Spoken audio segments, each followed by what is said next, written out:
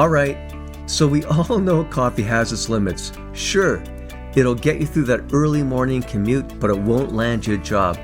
And neither will some of the beliefs or myths that buy into about the job search. These are the beliefs that can fuel career-crushing self-doubt before you've even started applying.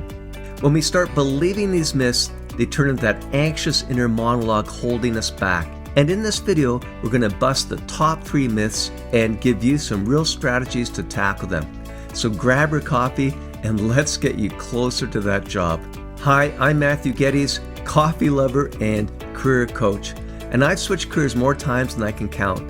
Like that time I went from an engineer to a camp counselor. And here's a spoiler alert, I learned a lot, but I didn't end up telling campfire stories for a living. So trust me, I know how frustrating the job search grind can be. Think of these beliefs like your first cup of coffee. Looks harmless, but too many and you'll be jittery, second guessing your qualifications.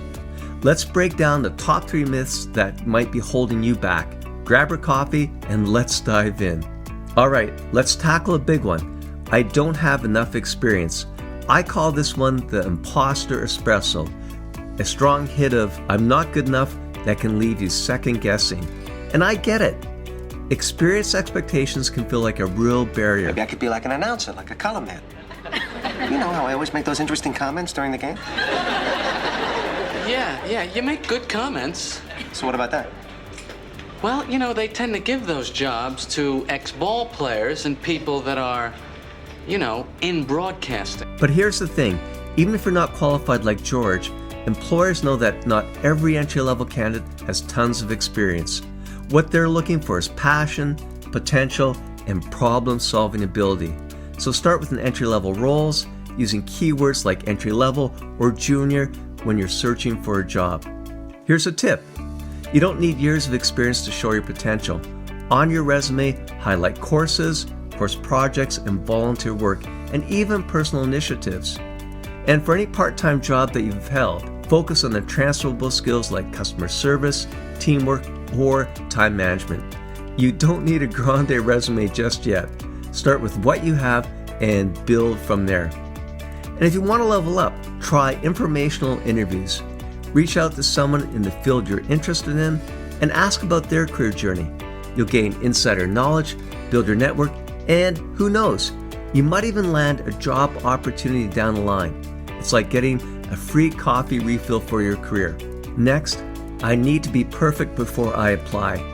I call this the perfection latte, overflowing with unrealistic expectations that stop you before you even start. Here's a news flash. Hiring managers aren't looking for perfection, they want potential. So aim for about 70% of the skills listed on the job posting. Now, I'll be real with you. When I applied to be a career coach, I didn't have every single skill listed for the role. Instead, I used a combination resume to highlight transferable skills. I focused on what I could do and what I was eager to learn during the interview. And once I was in the role, I dedicated time every day to learning, weekends included. I wasn't aiming for perfection, I was aiming for growth. So don't let that idea of perfection hold you back. Instead, focus on how you can quickly learn and adapt once you get the job. Now the big one. Networking is just for extroverts. I call this decaf doubt. Low energy and a belief that networking is only for those who can work a room. For a long time, I thought networking was like trying to sell myself. Like Dwight Schrute on a car lot. You knock $1,500 off the price right now, and I will take it off your hands. It's got to be now. Well, I Seal the deal. the blue Let's book do it. values. Let's do this thing. 3, 2, 1. Can I think about 5, it? 4, 3, 2. Now. Say it. And as a result, I avoided it. But here's what changed. I realized it's not about selling, it's about connecting.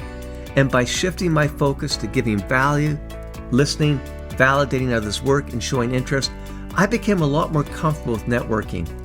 And people remember that kind of authenticity far more than the sales pitch. And you don't need to be an extrovert for that. Start small, send a LinkedIn message, comment on posts, ask a question at a webinar. Networking is like adding one coffee bean at a time to your network. Every little connection counts. So there you have it, 3 career-crushing myths bust it.